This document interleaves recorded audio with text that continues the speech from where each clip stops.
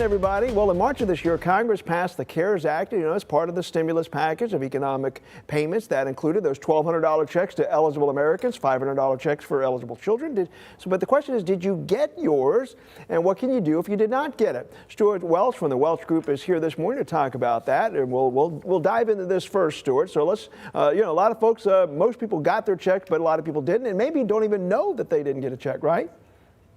Yeah, Mike, actually, there's an estimated 260,000 Alabamians who were eligible that did not get their check. And so we want to make sure that they have an opportunity to do that. And the deadline is coming up fast. You've got a little less than 3 weeks. Deadline November the 21st. Okay. So that's $1,200. If you're married, you get twice that, $2,400. If you have eligible children, say 2 children that are eligible, that's $3,400. This is a lot of money.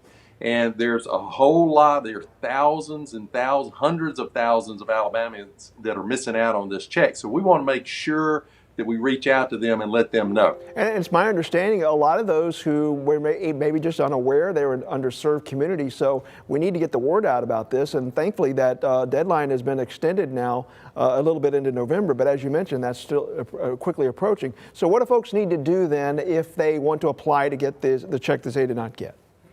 Well, I think there are 2 things. I think the first thing is you're absolutely right. These are people that are probably flying under the radar. I suspect that they're lower income. So think about people that you know that are lower income. They might be in a nursing home and they're kind of off the radar, and ask them if they got their stimulus check. If they did not, or if you think if you didn't, the best place to go is to www.irs.gov.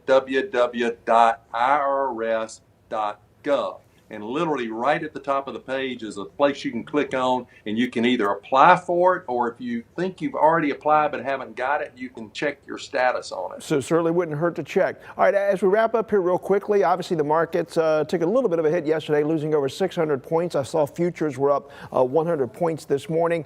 We still don't have a vaccine. We got the election coming up. I'm not asking you to look into your crystal ball, but just curious if folks should still stand pat in terms of their 401ks, or should they start be thinking about reallocations, or maybe going in there and making some changes?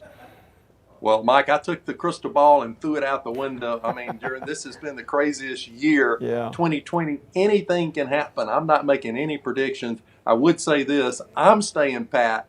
I believe in the U.S. economy. I believe that we're in the process of recovery. I think that's going to show up after the election.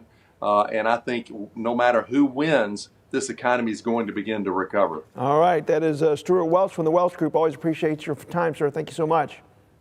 Thank you, Mike. All right. Some good information there.